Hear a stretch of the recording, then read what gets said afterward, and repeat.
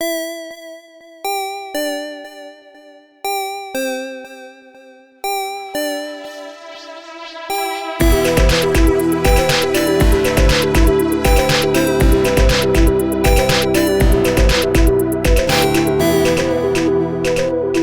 it's time for the final AMA of Coin. Now, in the interim, since we recorded the last intro, we all did have a homework assignment to lead interesting lives, so we had something to talk about. Fuck, I forgot. Did anybody do anything interesting in the last couple of weeks looking over at the computer screen? I got engaged on Tuesday. Yay! Oh, no shit. Congratulations! That's amazing. Thank you. So yeah, I think I ring. nailed it. Thank Yeah. you. Yeah, I was gonna say something, but no, that doesn't seem. It doesn't seem that great Yeah, in comparison. go on. Try me. Okay. I'm gonna be in an opera. Yay! Wow. A beautiful role. And we're done. Yay! All right, good job. Goodbye. Well, here's questions. We got a lot of them. We do. Some of these questions I have peeled off into another document because there were so many questions, and so some of them I have put into a document for a future AMA because they were really just kind of like, hey, if this was a thing and that was a thing, then what would you do about that? And they weren't quite. He's got his hands up in sort Yeah. of a marionette gesture, Yeah. and I don't Yeah. understand it. Or like he's trying to scare off a mountain lion. But you'll see. Well, but if you don't hear your question here, that is to say, it'll be in the AMA. Cool.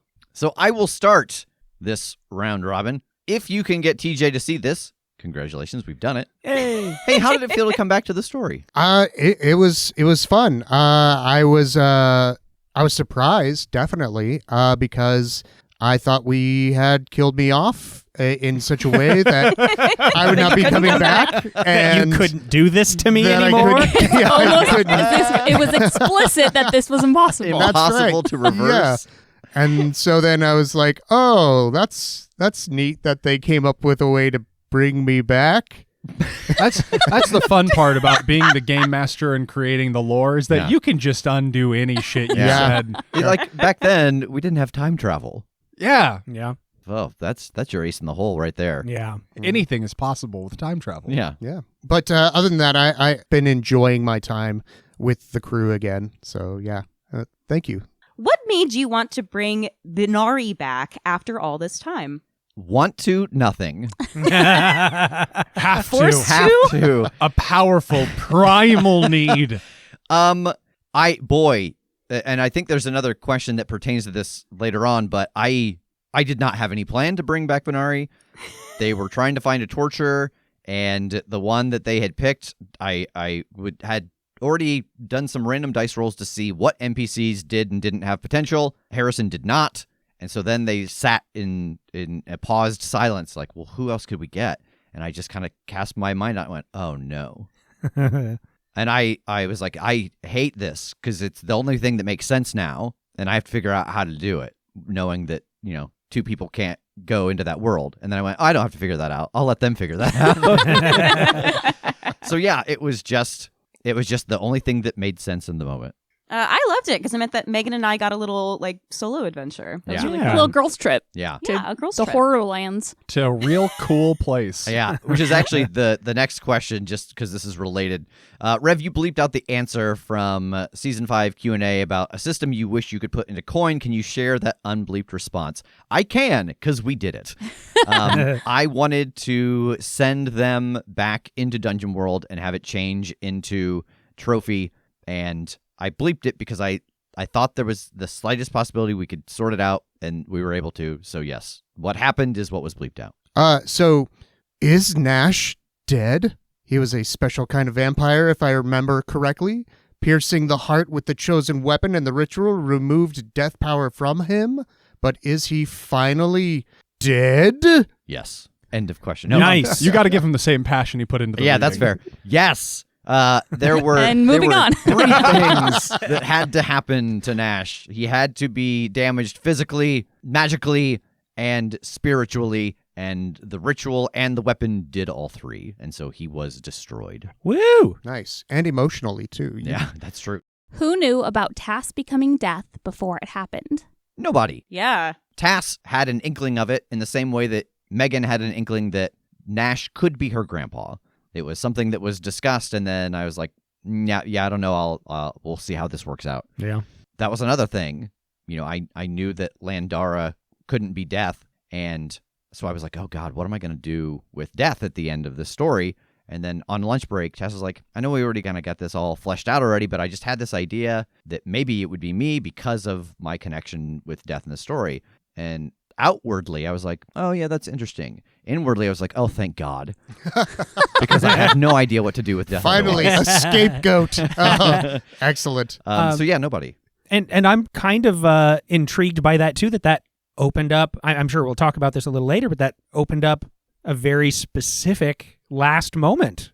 Yeah. Because I didn't have the Chosen anymore. Yeah. And also, it was a surprise to everyone because those were real surprised, shocking sounds. Just like, Yeah. oh shit, I didn't think about that. Did you have to pause recording or edit at all to deal with the cast's reactions and emotions? I'm especially thinking about Tass becoming Death. No. I don't think so. Yeah. I want to catch all that I can. If I ever have to do like a pickup, I try my hardest to catch the original reactions if I have to like edit something that's leading up to that. So no.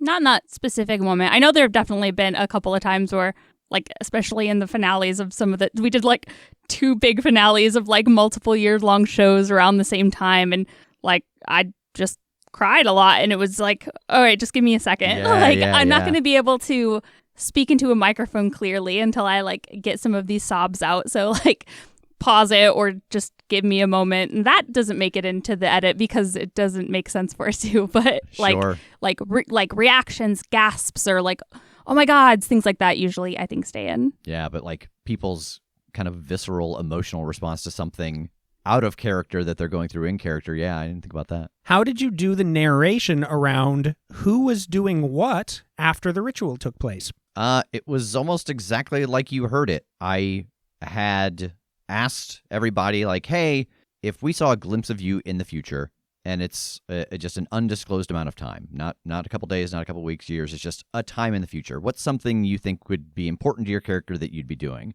And everybody told me something. Everybody gave me a couple things, actually, and in my head, what I was writing, I was like, well, this is going to be just kind of a snapshot. We're going to see a glimpse of everybody. And so then I just sat for a couple of days, would write a little bit, go back to it, rewrite a bit. And then with the exception of like me tripping over lines, what you heard, I think, was what they heard in the moment. So I got here and I was like, okay, I'm trying to get through this once. So bear with me. And I just read through it then. Yeah, you read it through, you read the whole thing and recorded it, and then I think, like, there was then a moment where we could, like, give, not, like, notes, but just, like, any changes that we kind of wanted. Oh, yeah. That then, yeah, because I remember mine, because, of course, it was me. I'm like, Rev, I want you to make it more explicit that Kester's my boyfriend. That's right. Because I think at the time he just, like, smiled at me or, like, held my hand. I'm like, no, Rev, make him kiss No me. more. He just patted you on the back, Ginger. Yeah. Something. Thumbs up. He gave you. He wasn't even up there with you. He gave you a thumbs up from the crowd. You got a text emoji from him. Shit. This is related. Did Rev write the epilogue himself, or did the players have input into their character vignettes? Man, you just heard that answer. Everybody kind of told me what it was they wanted. I think except for Tass. Tass was just like, man, whatever's cool. And Yeah. I was like, okay. The thing that Ruth asked me about this in the final episode of Investigate the History, and the thing that I didn't realize until after the fact was that in that vignette, we show all of you in reverse order that you appear in the game. Oh, So wow. So we start with TJ, who has most recently appeared. We go Kim, Megan, Jake, and then Tass. And Tass, the first episode starts with him getting a phone call. Mm-hmm. Rev, who is the woman with blue skin and violet eyes? Nobody important. Just a monstrous person. I know that may not be as satisfactory of an answer, but it's just the idea that if there is more story to tell in this world, it is not revolving around the characters that you already know. Yeah. I loved that just ending of no one in particular, just kind of a snapshot into what an everyday scenario in the life of a regular couple would be in this kind of new world. Yeah. Yeah. Just like, and seeing the world that really starting off with Megan was trying to create. Yeah. I thought that was really good. I always think it's kind of like lazy world building if we're talking about like a generations long narrative of being like, only these 4 people and these 2 families are the only people of significance in this entire world is bad. Yeah, and I didn't specify like what kind of creature they were because it didn't matter. It was just to show that, oh, hey, look, this energy has been split between a human and a monstrous. Yeah. So what kind of future do you think Danny will grow up in? Rev's looking around at all of us Yeah. for our input. What kind of world do you think that you've left for Danny? For a second there, I thought that look around was him going, I don't remember who this is. As TJ was reading this, I was like, does TJ know who this is? Yeah, I know who Danny is. God, you guys. Of course I do. Of course I know who he is. Danny's the little person who Keep Keep going. Yeah, going. so far you're on the right track. we helped, and now they're gonna grow up in this new world we've created. That is all perfect. Well All done. technically correct. Yeah. Which is the best kind of correct. Yes. I don't know. Yeah. Do any of you have any thoughts? I mean, just more normal, I guess, like a world where she's not like an asset being hidden and passed around, but is just in a classroom with all the other kids. Like, Yeah. If I ever tried to convince you all to tell a story in this world again, it would probably be Danny and the twins. No. Like that's the story that I Danny have and the twins. in my head of like, oh, this is where there's a bit more story to tell. Nice. What would have Tass's playbook been if he'd continued with his new energy in the campaign? Do you have any thoughts on that? Like if you were Death, what your playbook would be? Oh, I know it isn't an official one, but someone out there made one that is like the Reaper or the Deathless or something like that. Yeah, it's kind of like a sort of like Crochet-esque playbook. Yeah. I remember looking at that a long time ago when some shift was about to happen, some shift or other. I'm already forgetting. Maybe when I took on the Monstrous. Yeah. Yeah. That's right. Because I was kind of looking for how do I want to get, how do I need to get juiced in this world? So I don't remember anything about it, but I remember thinking that was intriguing. So I might take a look at that again. But from the official playbooks, wow. I mean, it's easy to take stuff from the Monstrous to build something like that, but otherwise, the hard case always comes up as I think something that could be interesting for that purpose. Yeah, I'd have to look at the one that you're talking about, the one that someone made. My instant thought was like, I think this is something we'd have to hammer out. We'd have to make one. But Yeah. if one already exists, then unnecessary. Yeah, that's fair. What are the chances Kim will meet herself in the future? What are the odds that Kim will end up being her own grandma?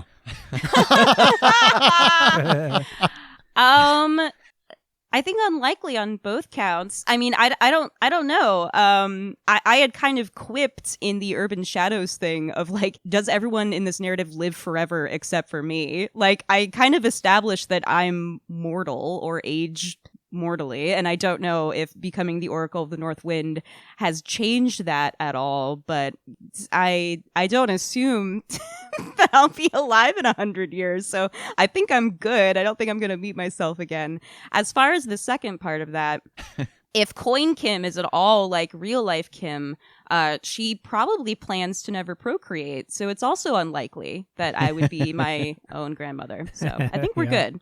Crisis averted. Yeah. Futurama Part 2 averted. Rev, when did you know what the players needed to do to defeat Nash? Was the new Pantheon always the plan, or was it always up to the players? It was always up to the players. I knew what they had to do to defeat Nash before all of the changes to Nash happened. Like, I knew that they had to injure him physically, spiritually, and magically, and that was the way to defeat him. But then once Nash was infected with death, that was all them. They started to put the pieces together of like, oh, they had done this before. Let's talk to the gods, see if we can sort it out. The only kind of road bump I put in the way was, yeah, it ended up killing 3 of the gods. Why? And then they were able to figure out a way around that. So it was always up to the players. The original Nash, that was something that I was like, oh, I like this. I think it's cool that each of them will have to do a different kind of attack on him at the same time. And then that became irrelevant. Nice. Who is the Chris Kattan NPC? And this is in all caps. It's Ambulance Dave from the live show. Oh. The one who just speaks like a siren. Yeah, the one who speaks like a siren. He's the only one that could bring the gravitas needed and the soul-burning hatred for Ambulance Dave. That's it's just so clear to me now. Right? Like, knowing it, you're like, well, of course. Who else would it be? Every memory I have of that interaction is now filled in with the visage of Chris Kattan. And like probably a flashing light on his head. Oh, yeah. You have to. You didn't mention that in the character description, No, but I think we all knew. I think he is probably like a anthropomorphic Yeah, ambulance. what God. what He's if like ambulance Siren Dave Head, doesn't except- make sense? He's an ambulance. Who works at the help desk. Which NPCs do you wish you got to spend more time with? There is zero reason for it, but I would love to have spent more time with like the whole crew in Elnor. Robert especially. Robert. I Yeah. especially. I was waiting for that just to be your straight answer. Was Robert. I was primed for it, Yeah. and when he started to talk, I was like, Oh, no. this better be Robert. I think the clearest answer I have is Ori, but just specifically because we all thought he was going to come with us to Rapscallion, and then he didn't. Yeah. Also because Kim thought Ori was very hot. Yeah. Well, fair. I think some of the IPT like underlings, it would have been interesting to spend more time with. Some of the lab folk. Like, I think it would have been neat if there was like I'm trying to think of an analog character because I feel like I can picture someone like Felicity in the early seasons of Arrow, where it's like somebody who is just like help desk, but we keep having to go back to just because for some reason they're the right person for this. But we didn't see a lot of them, and when we did see them, it was at Halloween and not in the lab anymore. There was like one, and I don't remember what his name was, but he talked like Professor Frink. Yeah, And he at was the so- beginning. Yeah. Yeah, towards the beginning of the seasons. I feel like I would have liked to do maybe more check-ins or have gone back if we weren't, in such world-ending dire straits with like Kimmy and the vampires that she was helping stay hidden, just to kind of like bolster that relationship a little bit. Yeah. Also Lana. Good news. There's a whole audio drama coming out where you can spend tons of If time only with I her. knew more about Lana and Anastasia and like their backstory.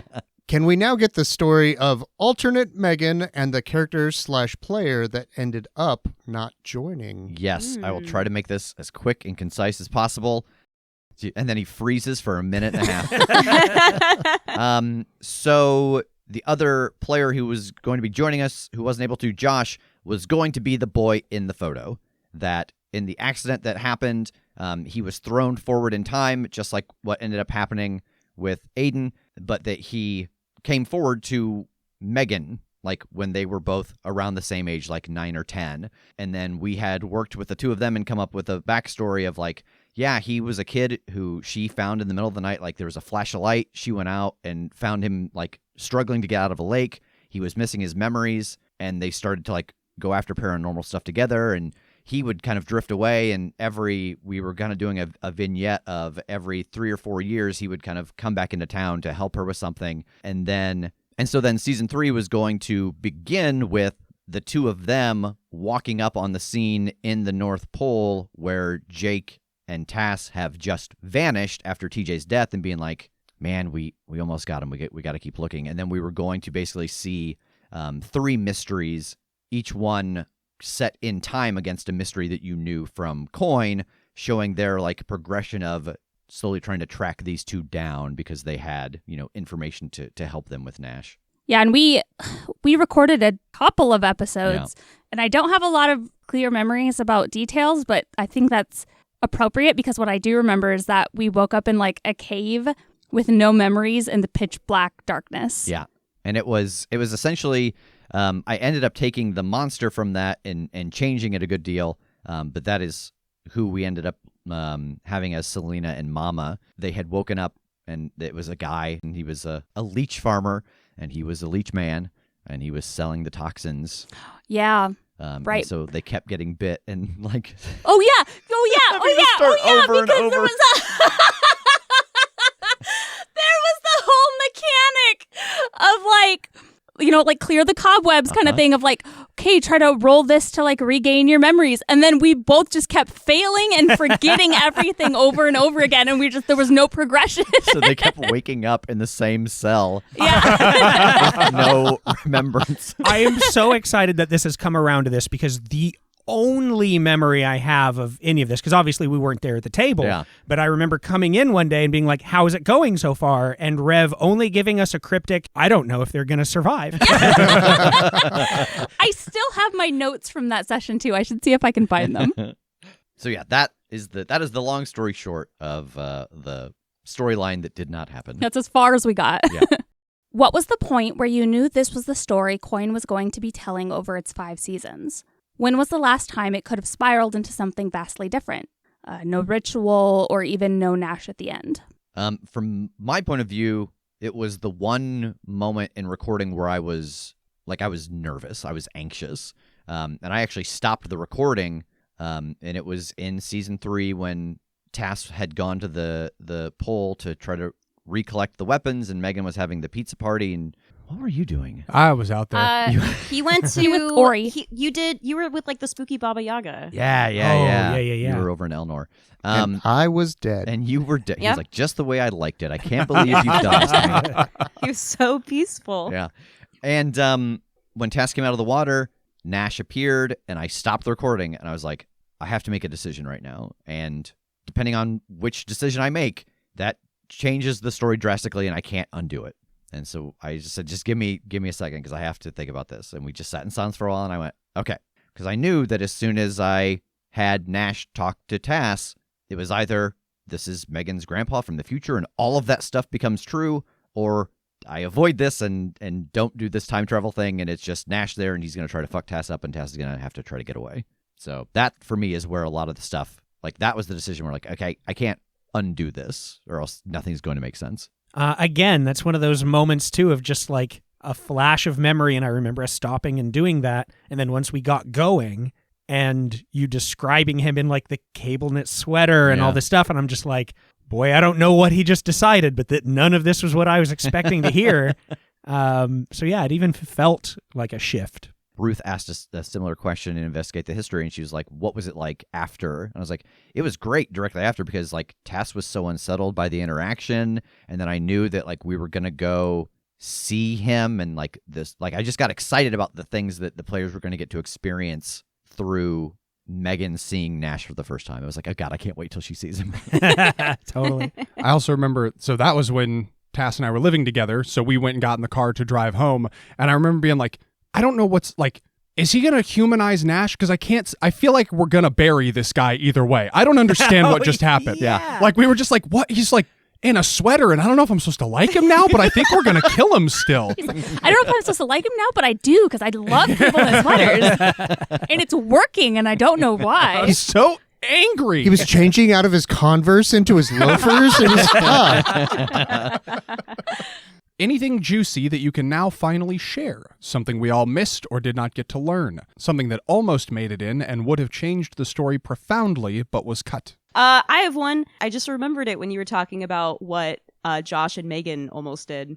Oh, yeah. Yeah. Back, we've talked on the show before about how I was almost Lana. That is true. I was almost Lana, and then we went back on that. But before that, and this didn't make it to the recording table because it got pitched and then, like, immediately thrown out. But Rev once was like, "Ooh, maybe you're the kid from the photograph. Maybe you're the kid from the IPT." And then like 2 hours went by, and then Rev was like, "Never mind. I said it was a boy." So that got scrapped. Yeah.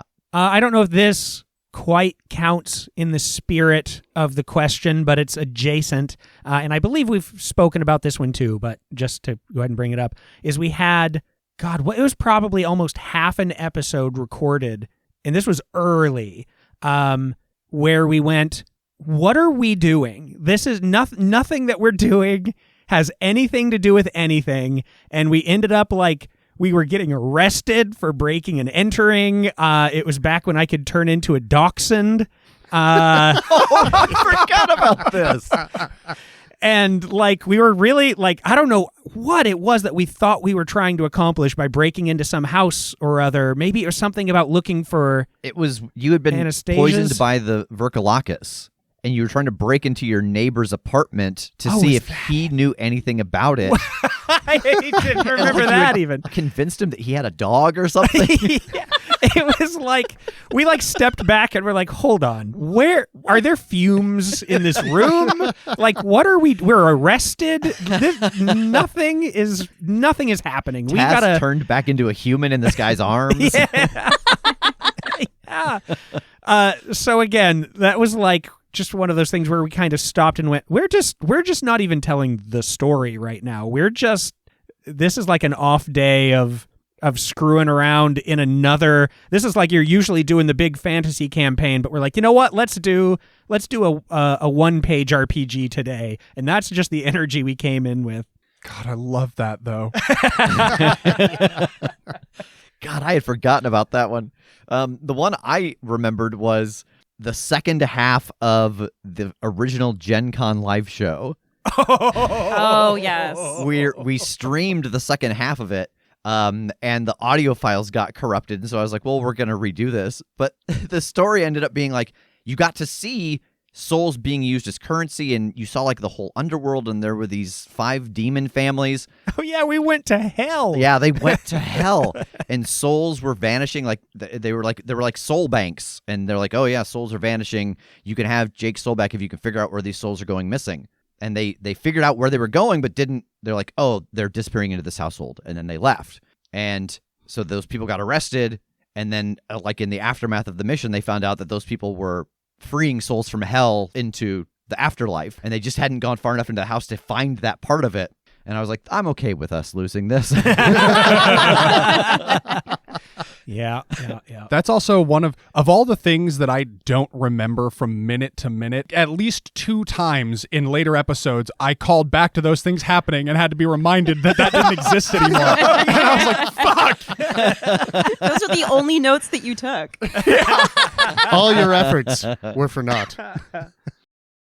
Okay, I know the story was told by rolls, both good and bad, but can you remember a bad roll or decision that you wished you had not made? There was that one roll Where you died. where it was Thanksgiving and I put too much leavener in the bread. Oh, terrible awful. roll. Yeah, bad roll. Terrible Yeah. roll. Boo. But also I died. That one was a real bummer. Yeah. I wish I could take that back a little bit. Yes. And we did. Oh, yeah. Yeah, you did. Yeah. I've been thinking about this one a lot, and I don't think so, because I'm just happy where everything went, even when in the moment things were frustrating, like as a player to like fail a roll. That really only happened, well, for me, in those first, 2-3 arcs we did. And then we, kept talking about the game and how it works and how Monster of the Week should look. And, once we really leaned into the fact that, failed rolls just make more good story, that went away. Because I remember being very upset about, getting people killed up in the space station and so on, Dr. White and all that. But after the fact, without that stuff, oh my gosh, like we lose so much.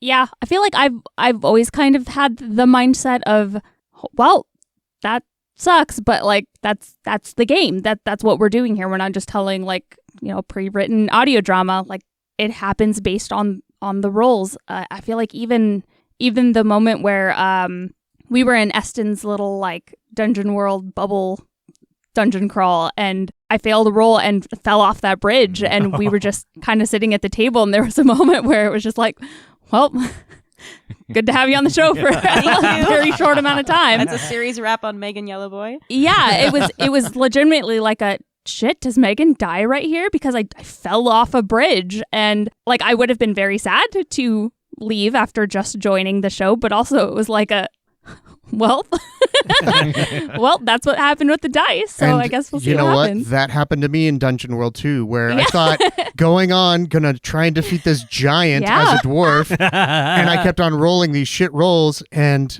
I was just getting so frustrated. You're right. But at the same time, I came back and we all got back together and everything was fine, guys. Everything was fine. Yeah, that's the only like part of the story that I know that we missed was, TJ's time with the Dwarven Kingdom, but it would have mattered. Like the plan in hindsight, what TJ would have learned there was about the ritual that Nash was doing, and it wouldn't have been relevant anymore once TJ died and Nash was infected with death, because that's not what he was doing anymore. So it's like, oh, it's kind of a bummer we didn't get to see that like weird gladiator-esque combat and political intrigue, but it would not have had any actual ramification on the story. Would have been nice to get that glove, though. It's true. Oh, well. Which mysteries do you wish you solved? I want to know who the new Mercury was. Oh, yeah. That's like, I feel like the one thing we never tracked down. Like once we killed What's-Her-Face, and then it was like, all right, next one's been activated. Can I guess? Sure. Was it whoever would have been most convenient if you had to make a decision in the moment? It absolutely was. Yeah, there doesn't even need to be an answer. Yeah. I don't need there to be like you knew who it was in the moment, but like that's the thread we left kind of like, well, we have no way to follow up on this. I think we tried at some point and failed a roll to get the information or something, and it was like, well, it's just not going to happen. And again, it's like, well, that's how the story goes. That's just, it wouldn't be fun if we learned everything there was to learn or were successful at everything we tried. Yeah. The only thing I know about the new Mercury is that their instructions came from the altered Nash. Oh, So sure. they might have been like doing something different. Gotcha. Nice. How far in advance were major beats planned out? They weren't. The only thing that was ever like planned out was once they had started the successful campaign in Urban Shadows, I then pitched the idea to Jake and Tass about them running those other systems, that each of those 3 worlds we went to would be GM'd by a different one of us. And that was really just us kind of testing the waters on one level of, hey, how do you feel about running the game just in general for the show? And then also it gave me a chance to tell a solo story with them that was unrelated to the bigger picture. And they're like worlds that they GM'd. Like you guys worked out a few minor beats that like this kind of thing will be included, but there wasn't like a, and then when you run this world, this is what we're all going to find. Yeah, that was all just like the tactile, like these things will exist there because Nash has been here and this is what he's setting up. And then otherwise he's like, do whatever you want. So like nothing. I don't want to know because I got to play in Exactly. Yeah. Nothing was planned. Yeah, and just plot-wise, like, I never wrote a mystery until we were in the final episode of the previous mystery. Like, because you can't know where it's going to go. That's a Exactly. lot of wasted work. Yeah. How did you create Nash's org? I didn't. Next question. He was like, No, I was hoping you'd never see it. Yeah. No, I knew that it was like I did everything I could to keep you out of New Canterbury. Yeah, I didn't, unless I had to. Like, I knew in the back of my brain, I was like, at some point, I'm going to have to make this because they're going to go crash this fucking castle. And then it never happened, so I didn't have to do it. Yeah.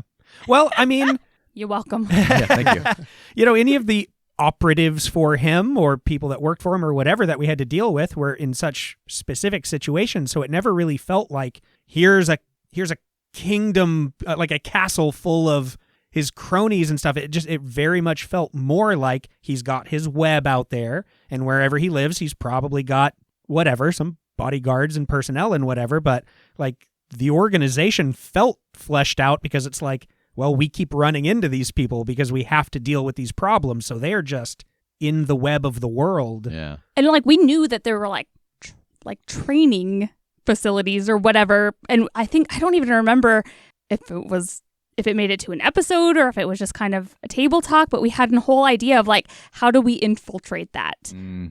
With like, can we get Ori to like meet some contacts, or Yeah. was it like the vampires The that pizza Kimmy, party the people, the pizza party vampires? It was like they because they like failed out or something, Yeah. right? But they didn't know where anything was. They was like, oh, they contacted us or something that was like, well, this isn't this isn't an easy avenue for us to like infiltrate, but that idea was kind of floated, and it ended up being like, this is too hard. Let's just it really do felt something like else. someone was saying, please don't. Yeah. There's just not a good way to do it. And it'd generally be a bad idea. it's if you real tried. scary and dangerous. There's lots of scary, dangerous stuff there. Oh, what kind of stuff? You don't I know. don't remember. What do you I think was would kind be of a bad student. Anything you could imagine. Just all the dark stuff. You ever played Castlevania? It's exactly that. It's It's just that. all that. This is targeted at Rev, but could go for anybody with all the alts and the other GMs. What was your favorite vocal or accent choice in Coin over the years, and which one did you regret the most? Dealing with Eston doing the version of Kim from the Rapscallion thing, but then just doing it for reference and then sitting back and seeing what she came up with. That was gonna be my answer. Having to playing Kima, but I had the benefit of like you did all the lines first, and so you sort of set like the kind of like vocal print that I was matching. But that was like the only really like quote unquote dialect work that I did in the main show. Well, it sounded great. Thanks. That was just me. So, so I guess that's the one I regret. Going into season 2 and making our Dungeon World characters, initially we were gonna not talk like ourselves. And at some point in the process, like Rev was like, I think you guys just need to have your normal voices or else like it's not gonna play as it's you guys, and it can introduce some weirdness when people don't hear the voices they expect. But while we were planning to do voices, I had been avidly practicing a Geordie accent. I had exactly the voice I wanted for this character, and it was like Davos from Game of Thrones. And I'd been watching a bunch of reference and I'd been working on it. And then when we sat down at the mic and it was time to go, TJ suddenly changed what his voice was going to be a similarly gruff but more Scottish thing. And I was just like, what the fuck, dude? We didn't talk. And so I was just like, all right, well, I'm just going to go posh, I guess, because I don't have anything else in the pocket. My character was actually going to be based off of Honeydew from the Yogs cast off of YouTube, because he's got this very, I'm a dwarf like this, and so it was going to end up being someone like that. But then we nixed all that, so None of that ever came to fruition. sorry. I Except ruined it for- for everything. Except for, I think, like 3 seconds when we got our memories back and each of us did one little line and an accent just for a moment. To hear, yeah. God, I almost think that my answer is the same for both. Soroka, I loved doing her voice at the beginning, but then when we ran into her in season 6, I could not get it for the life of me. Oh, yeah. You couldn't find her. I could not. And like, Where are you, Soroka? Come back we to had me. to do all these takes on these lines because I just kept slipping into something else, and it was very weird. He's like, I'm Stroker. And he's like, hello, I'm Stroker. I can't lock it down. He was just weeping. Yeah. So my sad to watch, really, is what it was. Yeah. my worst one was doing Ingrid in Cowboy World because it was deeply Scottish, and I don't remember. There was some word that I took like 6 passes at and then just did a different word because it was all L's and R's and I couldn't fucking get it out. That's me just all the time in English. When I'm like, I can't say this word right. I'm just do a synonym. There's too many L's and R's and A's and E's and S's and All these T's. letters. I think my favorite one is probably Grandpa Tincture in Dungeon World. Like before his mind started to heal a bit, there was just something fun about that weird spacey up and down. Yeah. Funny enough, my grandpa sounded exactly like what you did. I know. Yeah. I interviewed him for 13 hours. Oh, God. I know. I stole his voice. My favorite one to hear was Ferguson as he devolved. Ferguson after a couple episodes of Ferguson. By the time it was, oh hell, I don't know. Yeah. That was my favorite one to listen to. That first Ferguson sounds nothing like the rest of Ferguson. We talked about this. Rev and I talked about this years ago on some random road trip we were doing. That Commedia dell'arte really popped up in this, and the idea of countermasking, just with here's where I start. This is the snapshot of the character, and then once we just start fucking around, it's like, oh, this is nothing like that. This is a silly old fellow in some way. Looking back, how wild is it to be where you are at now? What were your expectations when you were starting the show and when you were joining during later seasons? It's wild. It's extremely wild. Yeah, this literally went from us being like, what would be fun while we're chilling out in a hotel, during a convention to this, and it's just so wild. And, I'm not going to speak for everybody, but, I'm humbled and appreciative, and it has literally changed the course of my life. Yeah, you're right. You don't speak for me. Megan's like, my life would be no different. Honestly, like it is the most wild thing. I have almost a completely different life in every aspect. Yeah.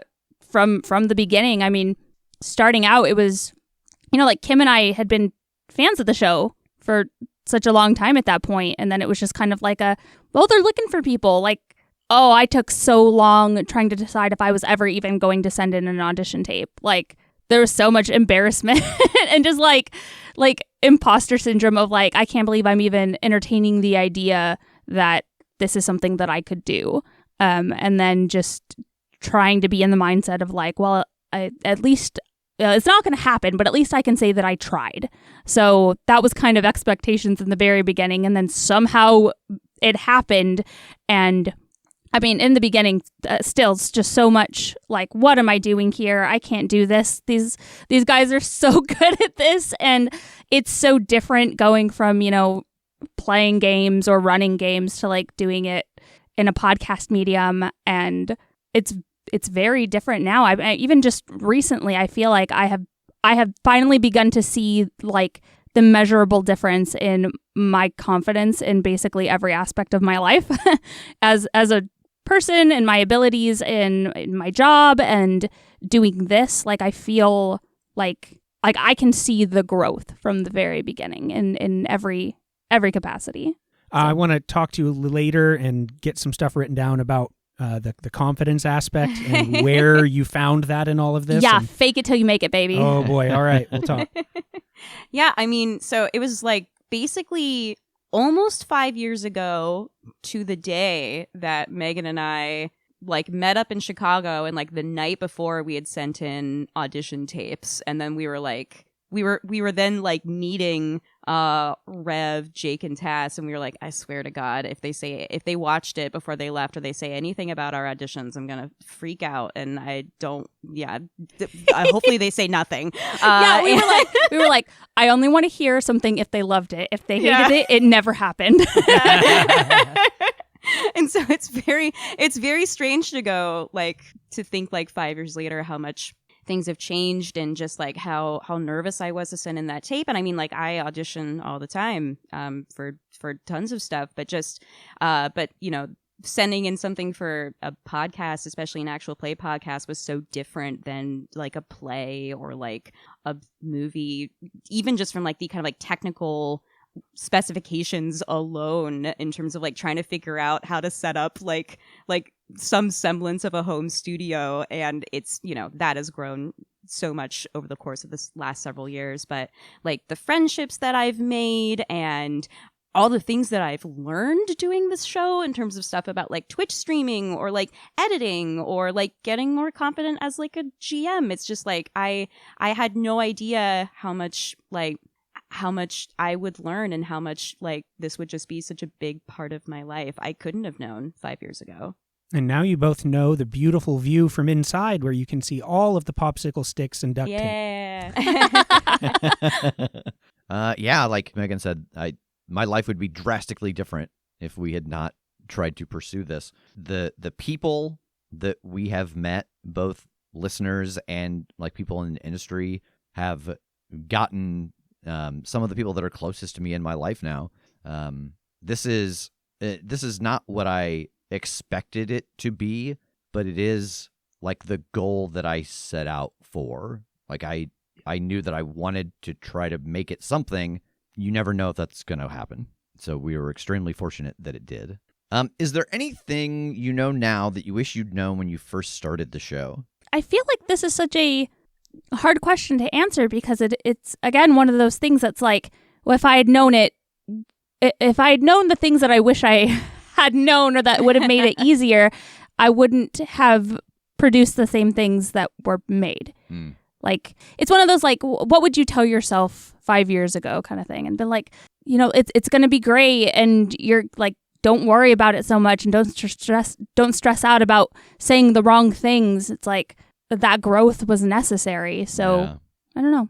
Because, my impulse is to say, like, I wish I had known that the growth, the trajectory is mostly out of your hands. So just sit back and enjoy it more. But if I had done that, I'm sure that things that I put my time into made some minor difference. And so I don't, like you said, you don't know if you'd be where you are if you changed what you did. Which version of yourself from the show would you most want to be? Mermaid Megan. Yeah, Swashbuckler Megan. Swashbuckler Kim was so freaking cool. Oh, I thought we were talking about which Megans we'd like to be. Yeah, which Megan do you want to be, TJ? Ooh, Mermaid Megan. Ooh, that sounds great. Ooh. But no, the Rapscallion version of me was super sweet. I loved her. I'll say the same. Rapscallion Tass, made out of Oh my gosh. melted gold metal and mostly undead already, so I can't fall apart as easy. No, I don't know. I think having the monstrous abilities would be the most fun. Demon Tass could hang, I think. I'd love to have wings. Yeah, if we're just talking like what they were capable of, if we're talking like playbooks and stuff, then I think just like end game monster of the week Jake Yeah. would be the pick. It's just get to play superhero. It's fun. Yeah. I would like to say like TJ the Science Guy, but I loved playing the mundane because mostly because of all the luck I got to spend and then try to recover over. You just sort of are that already, though. I So mean, you can just yeah. say that. Yeah. Yeah, I mean that's why like we picked what we thought we would be likely to be when we started. Right. Yeah. And ours were, I think, a little bit aspirational, but TJ really locked it in. with the mundane. Just like, yeah, regular old Joe Schmo. That's me. That reminds me, I've got another piece of art to show you, actually, that's coming out for Rev, we talked about this. We don't show those things in good company, okay? Just call them nudes. You don't have to call them another piece, of art. Listen, it's artistic. Your hentai is art, okay? You're going to appreciate the angle of this dangle. I put a watercolor filter over it. I would want to be the version we see of Rev at the end. Like, I got some magic powers and I got a grandpa best friend and we're running a school. Bro, it's not too late for you. You can make that happen. Right. There's grandpas all over the fucking place who need a best friend. And schools are always looking for like new principals. Like, No, listen. surely. Teaching is a very valid career path for an MFA, so I think Yeah. you got it. No, pass. I only want to teach if it's at a magical school. I've taught in regular schools. It is non-magical. Rev with so many Rev sorry. Rev with so many powerful NPCs at the end, how did you balance how much information to give the players? Say balance. Balance. I'm sorry. Just leave all this in. Answer the question. Thank you. Was there anything you ever edited out? Rev with so many powerful NPCs at the end. No? How did you balance how much information to give the players? I didn't. It was based off of their roles. Like if they got the roles, they got the information. I didn't feel like this is not a game where you can just keep stuff from people. They, earn it through the roll or they miss it through a failed roll or they can still get it, but there's some bad stuff connected to it. So I never felt like I was holding information back. I think more than anything, and all of you who GM can probably relate to this, there was more information I wanted to give you and the dice just weren't allowing it. Yeah. So I expanding on that then, were there any times, like you said, like, oh, you can give it to them, but there's something bad that goes with it? Can you think of any moments that you were like, I've got to get them this information. They failed the roll, but so there's going to be a consequence, but they need to know this. Yes, but not off the top of my head. There's one specifically I remember going like, I'm giving you this anyway, and it's just gonna be bad. I feel like it was recent. Yeah. And I don't remember what, though. I'm always like so bad about ever following up on the consequence too. Like Yeah. I'll definitely be like, I got to give them this information. They're just going to have to pay for it. Here's the information. I forgot about the part where you pay for it. You just got a success out of a fail by accident. I'm the worst loan shark ever. Could Malia have been one of the avatars of a god? What god would she have been aligned with? Did you roll the dice on her? Oh, yes, she did. She did have the capability. I just don't see her lining up with any god. Yeah, I feel like it would be Fuck yeah, dude. Fiercely independent. I feel like we'd really have to kind of force it Yeah. on anyone. Does Elnor have its own gods? Could they have been used in any meaningful way? They don't. Elnor has two things. They have the Tree of Life and the Tree of Death. And they have Baba Yaga to protect one, and they have the citizens of Elnor to protect the other. There's not much else in that plane of existence. That's way more than two things, Rev. Two big things.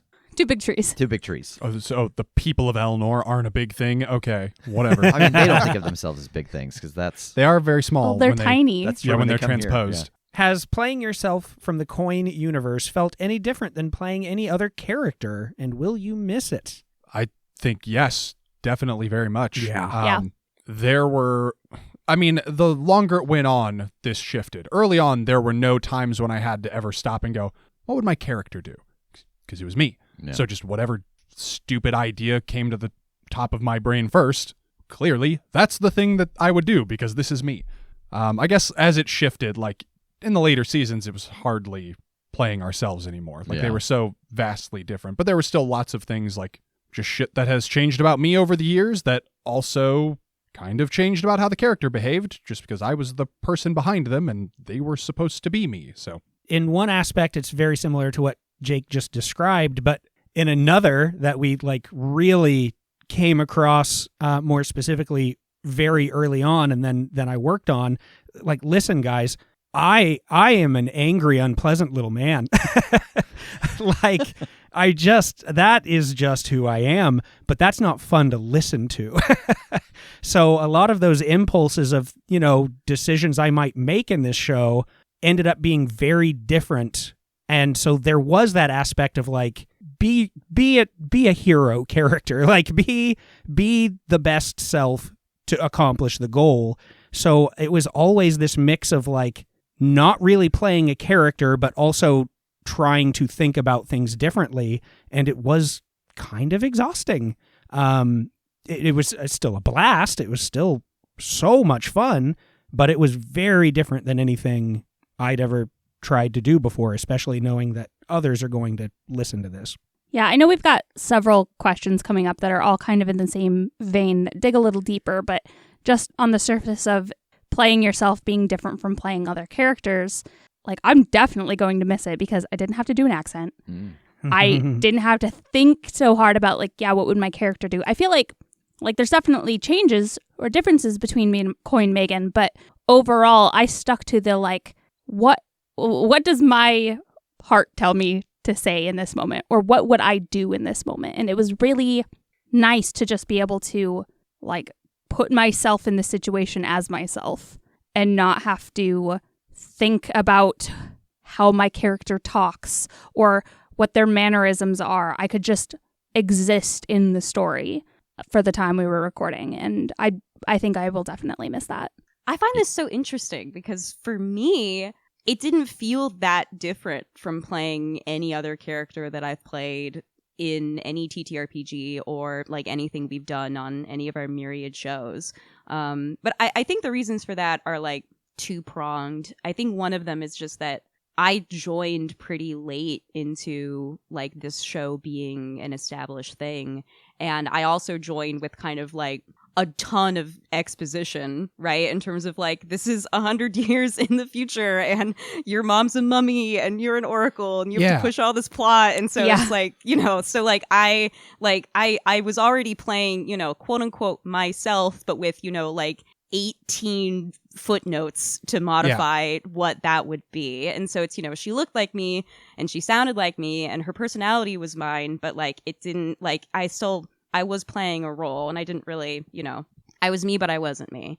The other side of that prong is kind of like from an actor perspective, I kind of feel like every role that I play is like a little bit me. And so Like there's always facets of myself in kind of any character that I'm playing. So yeah. So from both perspectives, it didn't feel strange. Yeah, that's interesting. Like, you had it was the most fictionalized you going in of Yeah. any of us. Yeah, like all of her given circumstances were different. Yeah. Yeah. And I think that talking before about like, oh, hey, how do you feel being where you are? Whatever you want to call the catch of the show, the lightning in the bottle, whatever, the thing that helped us hit that initial boost of listeners, a big part of it I ascribe to you all playing yourselves, because any actual play that I listen to, you have two jars that you're pouring water into. You're getting to know the players and you're getting to know the characters, and you fill those at different speeds, but you were able to do both in this from the very beginning. And so I feel like that really helped give people an instant connection to the story in a way that is sometimes harder when you're weaving a whole narrative of fresh characters and new players and a new world. Which in hindsight makes this kind of terrifying. I think it was a fear I'm glad that I didn't know I could have had, with that idea of, yeah, sure, who doesn't like listen to something and be like, well, I love this player, but I don't love his character in this thing that they're doing, or back Yeah. and forth. So if people just go, I don't like this person, I'm not going to listen, that is a fear I didn't, Didn't know you had. yeah. Playing yourself poses some risks to cross boundaries. What safety tools, if any, did you use during session 0 and while in play? Looking back, are there other tools you would have used? Boy, we didn't know those existed then. No, like Yeah. it wasn't until we actually played some Gen Con stuff that I knew about the X card. Yeah, we had no safety tool discussions Yeah. at the beginning of this show. Because we didn't have any in our home games. And that's been like, Yeah. talk about a positive change in my life. Like, the way that I run games now is so different in a much better way because of the things that other players or companies or listeners or whatever have brought to our attention of the different tools you can use in games. I feel like by the time I joined, there was a little bit more in the sense of like, anything you put in the story is going to be in danger. So like, you're playing yourself, but like, I'm not in the relationship that I was in. My cat didn't exist in the story. Yeah. Like, I didn't have the same exact set of life circumstances that I did, because if there was anything I would be afraid of losing or be harmful in some way, it's just like, okay, well, we're removing that from play. Yeah, that's why Harvey was never in the story. Like, that was the one thing I think we may have said in passing, was like, don't introduce anything into the story that you're not okay with, like, danger happening towards. That's not true, because very early on, I teleported back home, and where I ended up was like in bed with my then partner. Yeah. Yeah. And we had not had that conversation about not putting her or like any of our loved ones in yet. Like, that's why. Oh. And then after that, we kind of were like, we shouldn't have done that. Like, we shouldn't have introduced that, and we should not introduce any further. Yeah. But I remember being the first time that I was like, ooh, Oh, no. we've introduced this concept. And we never talked about it before, and we probably shouldn't do this anymore. Yeah. Were there any significant concerns playing a version of yourself in front of an internet audience versus a home game? Not until now. Not at first there weren't. Not concerns, but this is funny. Just it is funny now to think that everyone who is listening to this knows my real life safe word of avocado because I said it once in like a Twitch stream or something, and then it got used as like the kind of like everything is going to hell safe word for the entire rest of this campaign. Yeah. And have you felt the need to change it in real life in Nope. the meantime? Which is yes, and she's not telling us ever. She's going to have to keep trying shit and see if she blushes. Russet potatoes. It's all produce. For me, like, as somebody who has kind of a boisterous personality, I learned early on that some people like me and some people are going to be real sick of me real fast. And that is just something that I kind of had to learn to be okay with. Like, yeah, not everyone's going to like you, or some people are going to find you really annoying, whatever. So playing myself in front of an audience, I kind of had that awareness that, like, yeah, I may not be everyone's cup of tea, but I'm just going to try to not read those comments if they if they come up, or just kind of use that as like a reinforcement of like, not everyone likes you and that's okay. And the people that like you are the only ones that you need to worry about. So I wasn't too concerned about it. Yeah, that's even why, the show that you ended up getting, I'm very comfortable talking to the audience, talking to the listeners, because that's a huge part of what I love to do as a stage performer. Like, I love breaking the fourth wall and talking with the audience. And so I was excited to run it and kind of be the link between them and you all and the story and stuff. Yeah, same. At the start, no concerns, no thought about it, no forward thinking. This is funny. Yeah. We should do this. Yeah, I was like, that was fun to do at the table, and we did our little test, and, with no expectation of what might come, absolutely not. Yeah, I feel like I'm generally a fairly private person, and that's definitely shifted towards being more of a private person, I think, even since we started this. I don't know how much, one thing causes the other. I don't know if I've become more private because of doing this, and I felt like I needed to cling to what privacy I had. But I think, I realized over the course of it that playing myself made that more difficult. I remember a phrase Rev used once talking about somebody who listened to the show that, I didn't know it was their birthday, but they know how I like my bath. That there's such an imbalance between what I know about the listener versus what the listener knows about me. And especially when the character is also me, there's a perceived understanding, or just things that I have said, again, not really thinking about, oh, this is just the thing that's true about me, and I've just put it on a microphone, and then a lot of people know it, and I'm like, oh, I kind of wish I hadn't put that out. I've lost this bit of privacy. I wish I had clung to this a little bit more tightly. So that's something that definitely I didn't realize early on, but have kind of noticed as we've gone along. And I mean, so kind of calling back to one of the previous questions, I'm not gonna miss it. I'm not gonna miss having to measure what I'm willing to put out about myself and what I'm not, and decide in a moment how important that is to me. Over the course of 6 seasons, did any of you discover something about yourself through role-playing a version of yourself, good or bad?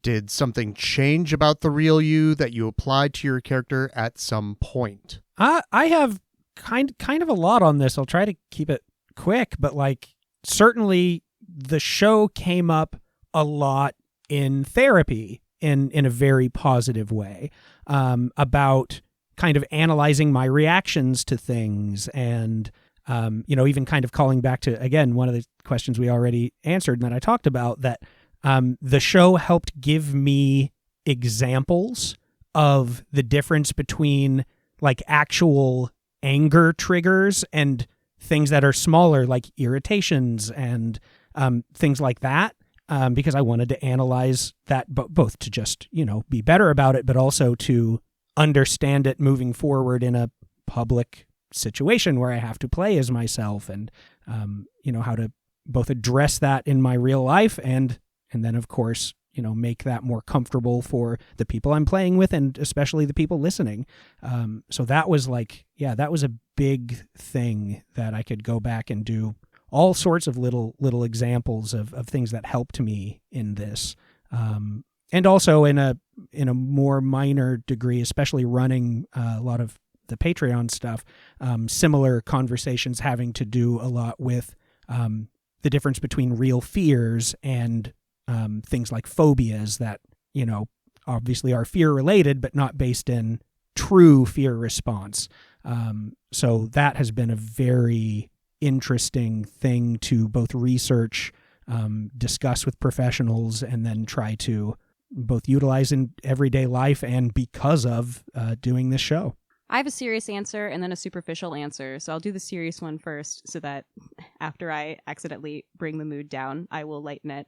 The thing that I was not aware of, that then I was made very starkly aware of, and I don't really want to go into details about it, but in the interest of answering the question fully, was that I have a lot of deep-seated anxiety about the notion of something bad happening to a parent or a parental figure of mine. And that was something that I became very starkly aware of at one point in the narrative, and then we all knew. But yeah, so that was something I didn't really know about myself. The superficial answer was that when I joined the show, I had quite long hair. like almost down to my waist. And then basically a year after I joined, I cut it to like my chin. And I was always looking for an in-character reason to dramatically cut my hair. And there was never an opportunity to do that. Aw. I don't feel like I discovered anything, not that I can think of, but something changing about the real me that I applied to my character is kind of almost the opposite. Like, obviously, through the course of the show, Jake and I started dating, and that was kind of a surprise, honestly, to the both of us, so that we didn't want it to affect the show in any way. So it was kind of really important to be like, have this understanding and the difference between us in our real lives and us in our coin versions.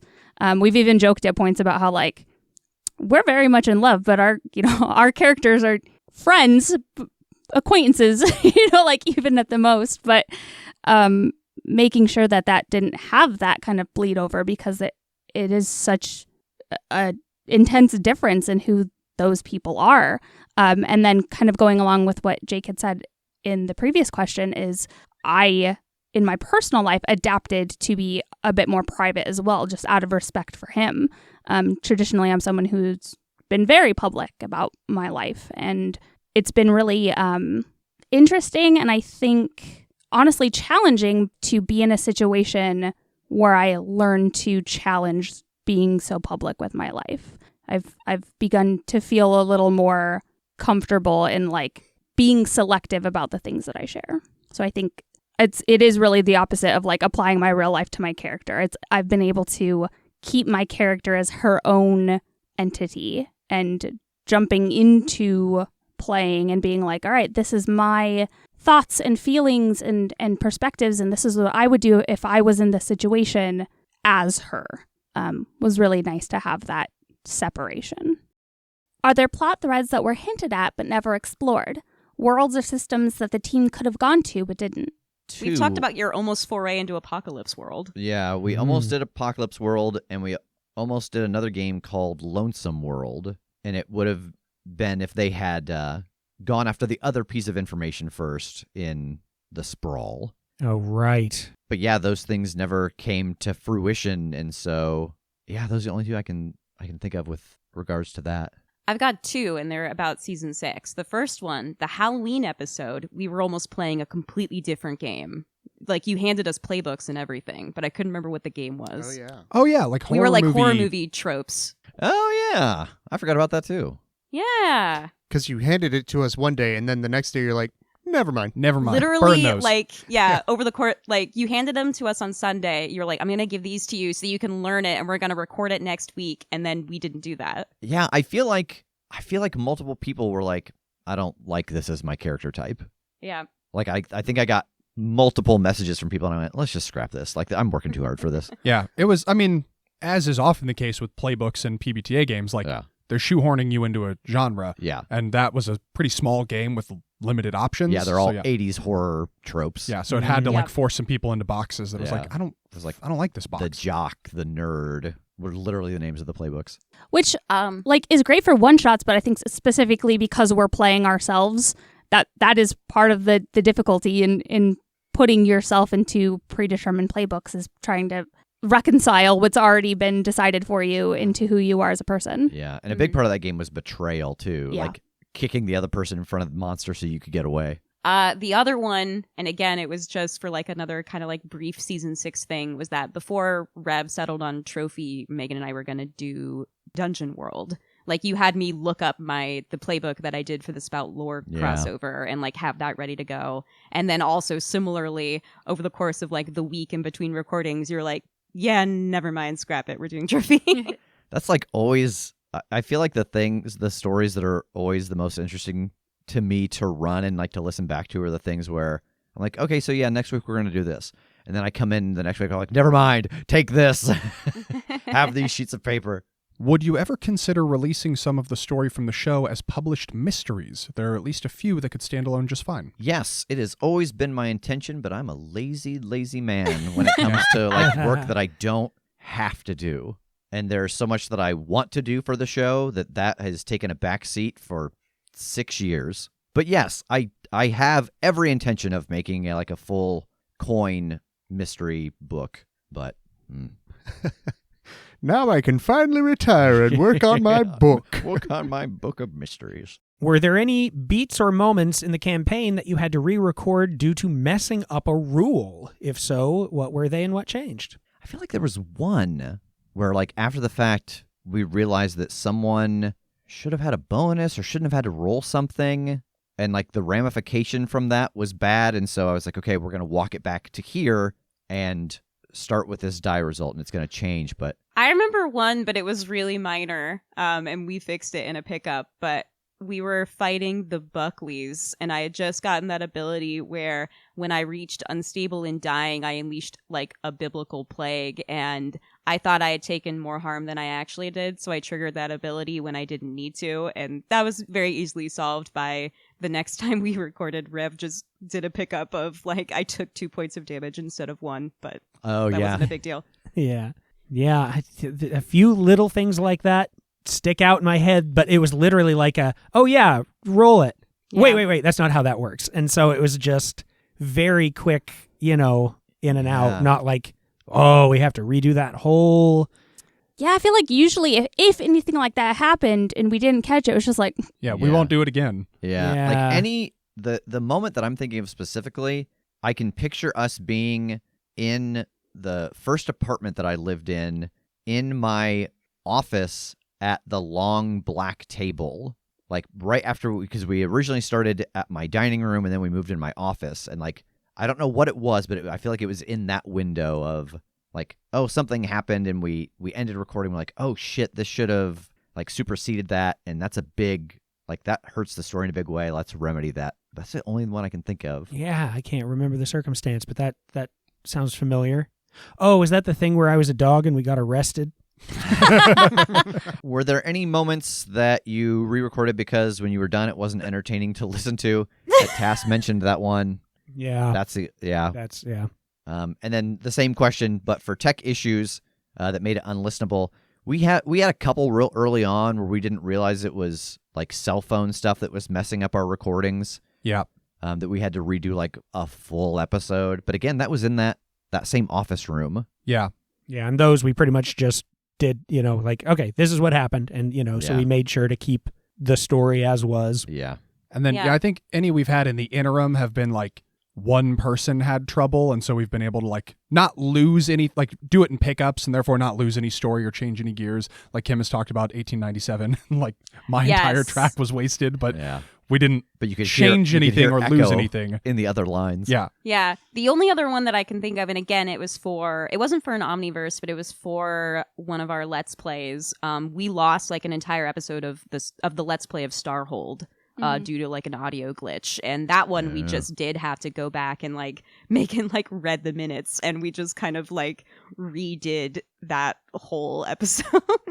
Hey everybody, Rev here from the future. Just letting you know that we are going to cut this into, you guessed it, 2 parts because we had so many questions.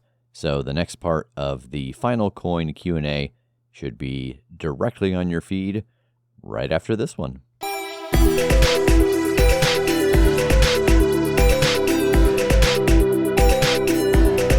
The Critshow is a Critshow Studios production, edited and produced by Brandon Wentz with music by Jake Purley. You can find more information about us at thecritshowpodcast.com. To keep up to date with upcoming live shows, contests, and other special events, follow us at The Crit Show on Facebook, Instagram, and Twitter. For even more weekly content, join us at patreon.com/thecritShow.